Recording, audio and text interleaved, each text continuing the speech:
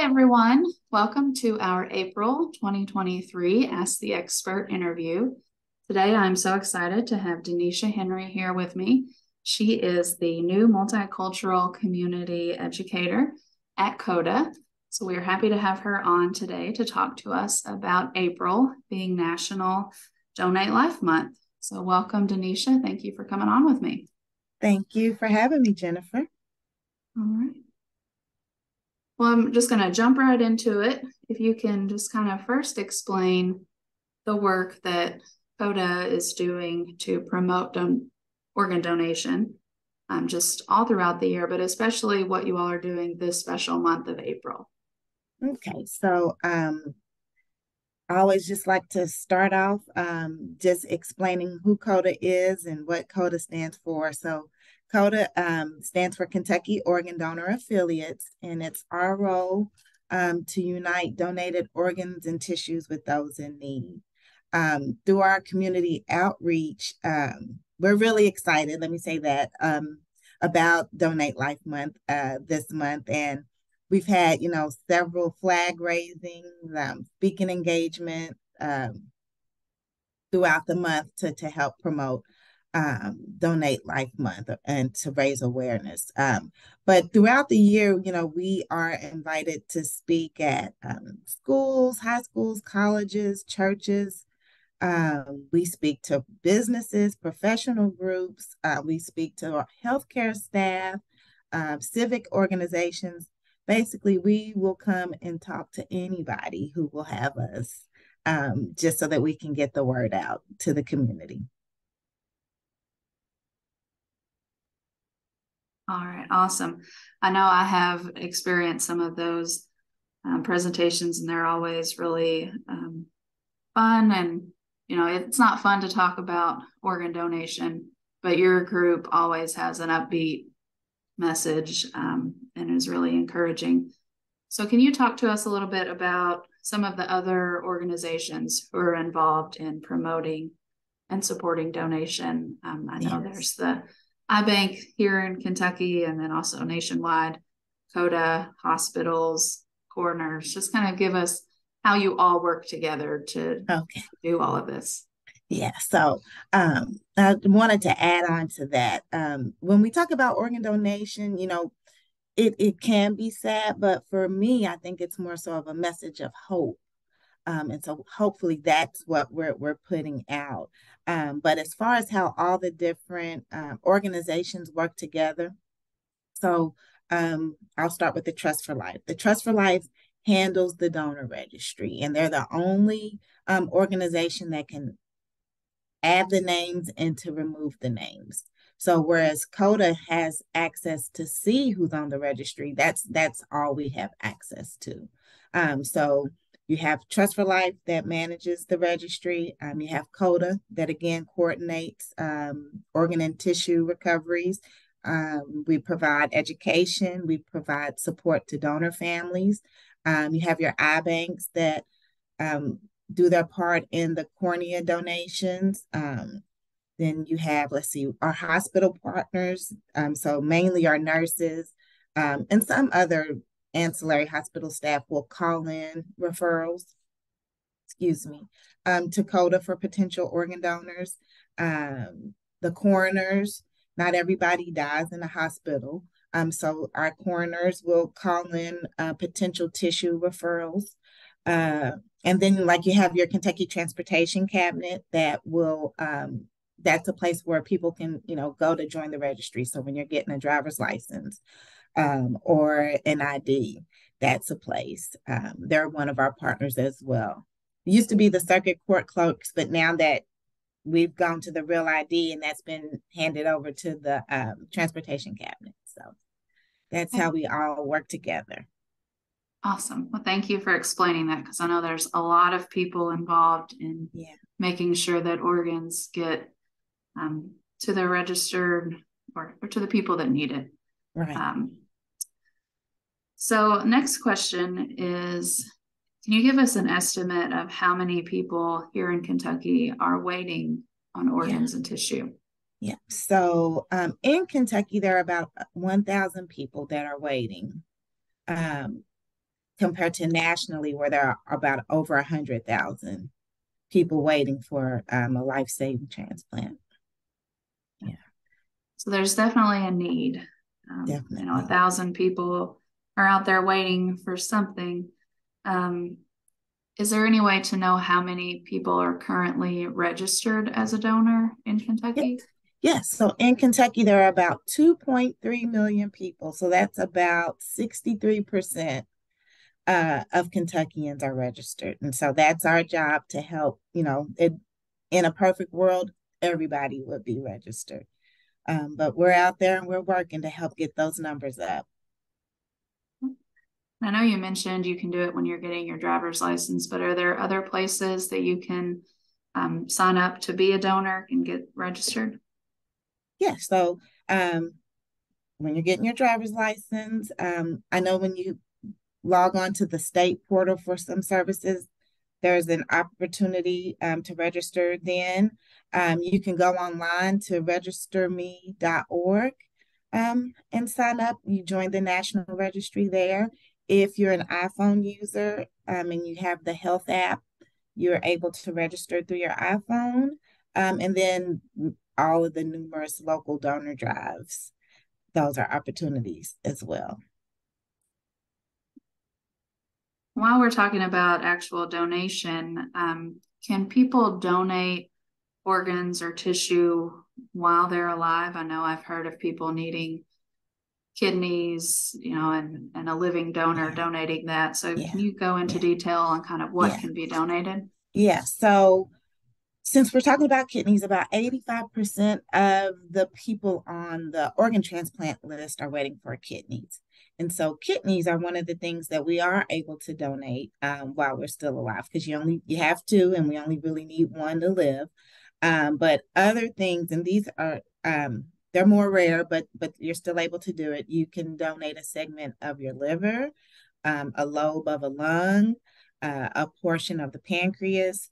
And so how that happens is you either, so like with their kidneys, you can either do what we call a directed donation or a non-directed. So directed is, say, my sister needs a kidney. I'm going to give her a kidney, or I want to try to give her a kidney. And so I would contact my sister's, the place where she's listed, her transplant center where she's listed, and you would contact that person's transplant center to get the process started to be evaluated. Otherwise, it's a non-directed donation because you don't know who you'd be donating to, and you basically would just contact a transplant center in your community for more information about that. So, yeah. And then switching gears, upon death, what all can be donated at that point? Okay, so upon death, there's 8 organs. So your heart, 2 lungs, 2 kidneys, liver, pancreas, small intestines, 2 corneas, and then there's all different kinds of tissue. So like heart valves, skin, bone, ligaments, tendons, veins, nerves. There's a ton of different things. So with tissue donation, you can help up to about 75 different people, in addition to the 8 organs and 2 corneas. And then I want to add to that, that's who you're helping directly. But then you think about that person and all the different people that one person's lives touch. So you're affecting a whole community of people with donation. Right. Yeah. Someone's cornea may go to a dad, and then that, he can now work again to provide for his family, and right. can affect generations. So that's good to know. Yes. Yeah. And so I know you can sign up multiple ways. But should people express to their families their wishes, or is it strictly by what is on their driver's license or what's on the register? Okay. Or how important is it that people talk to their family about this? I think it's the second most important thing you can do after deciding to join the registry. Prior to having this job, I worked in the hospitals with families as a family support. And so that would be my job would be to go in and talk to families to either let them know that their loved one was registered or to offer them the opportunity for donation. And so um, having that conversation and sharing that their loved one was registered, sometimes it's surprise. It's a surprise to families. And, this is one of the worst times in their life. And it really shouldn't be the first time that they've heard, that their loved one was registered. And so if you join the registry, that's legally binding. And so no one can revoke that. That's like a will. So again, at the time, that we're going into hospitals, this shouldn't be the first time that we're having this discussion, because a lot of people don't understand that fact that donation is legally binding. Once you make that decision, it's legally binding, and no one can revoke that. Now, if you make the decision and then decide later on that you don't want to, you can do that, but no one else can do that for you. So I highly encourage people to talk to their families. Even in my own personal case, my daughter was an organ donor and she was only 17. We had never even talked to her. As parents, you don't think that your child is going to die before you do. And so we never had that discussion with our kids about what their end of life wishes were. But knowing the type of person that she was, I know that she would want to have helped someone. My husband and I were both registered and never had the conversation because to me, because to us, it was just like a common sense thing to do. But it would, we found out at a time, one of the worst times in our life. So, yes, I highly encourage that if you've made that decision, that you talk to your family, because not everybody is pro donation. So, you want to let them know that, this is your decision and you want them to be able to honor that decision that you've made. Mm-hmm. Exactly. So you mentioned, it's legally binding. So if I'm registered as a donor, I'm automatically a donor upon death, or is there anything that could keep that from happening? I know certain things keep you from being a donor. So if you can just go into that a little bit. Right. Okay. So if you're a registered donor, so you're saying if you're a registered donor, does that automatically make you a donor? So only about 1 to 3% of registered donors die in a way that they can be an organ donor. And so, donation can only happen after you've been declared dead. So what happens, CODA will come in and do an evaluation to determine medical suitability. So each person's case, it's a case by case basis with each donor. So not everybody, that registers will even die in a way that they can donate. You're actually more likely to need an organ before you'd be asked to donate. So it just depends on, the circumstances of your death.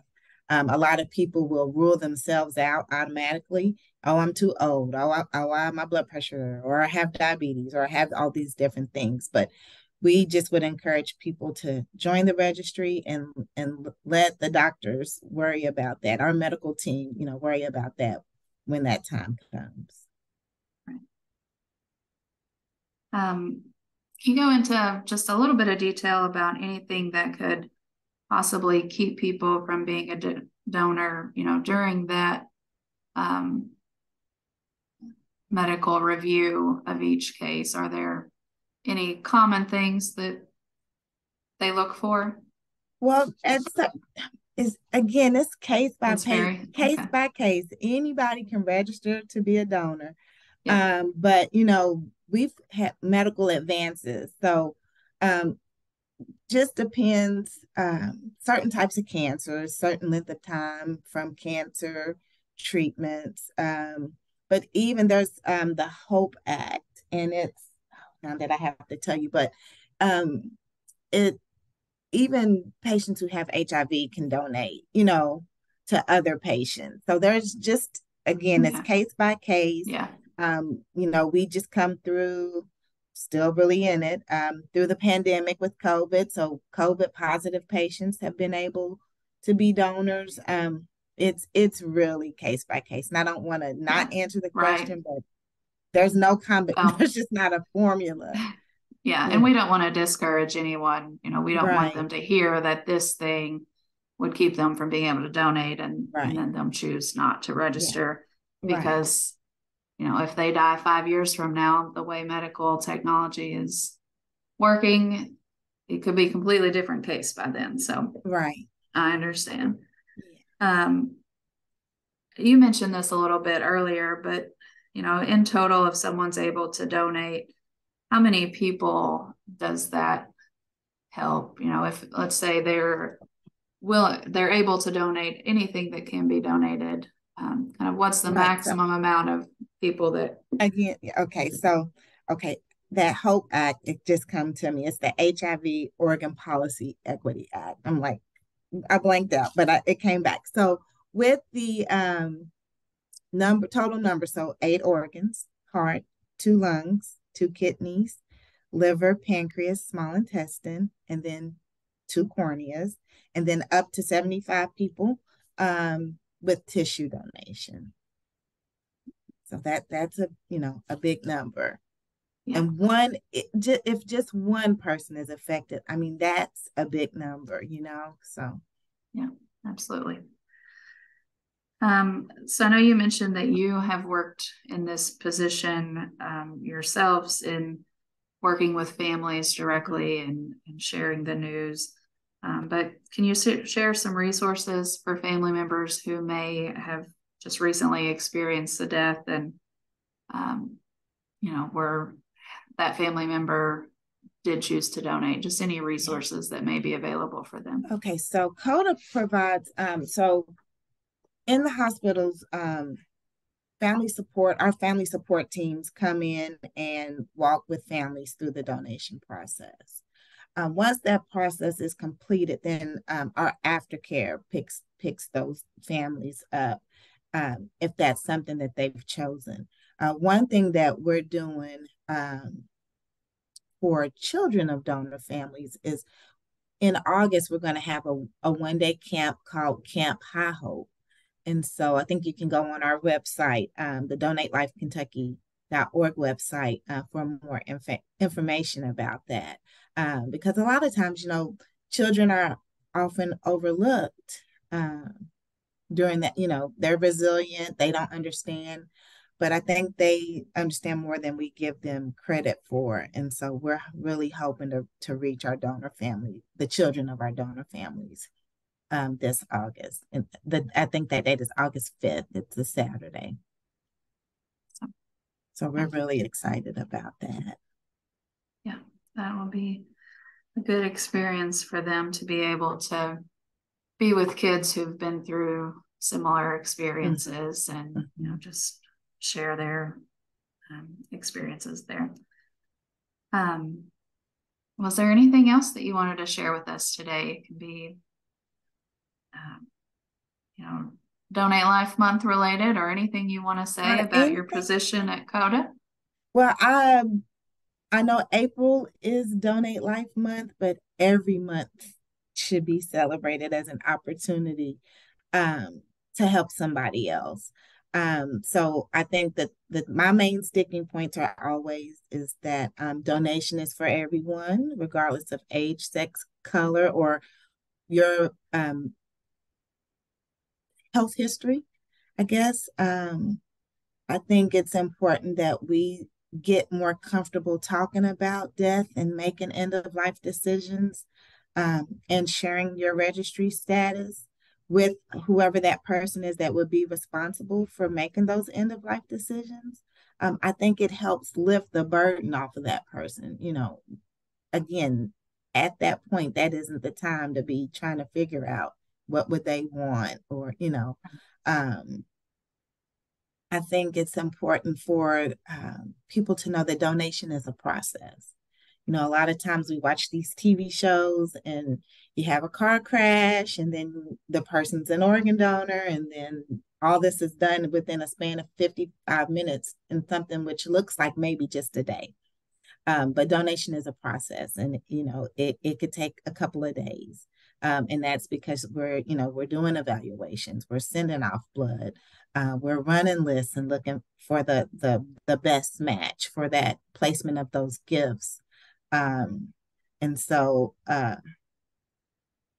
we go in and you talk to families, and they think it can be done in the next 3 hours, and unfortunately, we're not there yet. But so yes, I always like to reiterate that donation is a process. I like to invite everyone to follow us on all of our social media. It's Donate Life Kentucky. So Facebook, Instagram, Twitter. I think we even have a TikTok page. And then just always you can visit registerme.org to register as an organ donor. Awesome. Well, thank you so much, Janisha, for being with me today and for talking to us about donation and just the registration process overall. Thank you for everything that you do at CODA and just for people in the state of Kentucky and trying to get those donors, organs and tissue and everything where they need to be. Because as you said, we still have about 1,000 people here in Kentucky that are on the list. So I'll just make a pitch for you if you haven't signed up to register and you are interested in helping. I always say you can't take it with you. Exactly. It's not going to do you any good once you're gone. So if you can do good for one other person, makes it worth it in my book. But so if you're interested in that, just visit the website. And thank you so much for being on with us today. And I'll just wrap up our April 2023 Ask the Expert interview series. We're happy to have had Denisha on with us today from CODA. Hope everyone has a wonderful evening.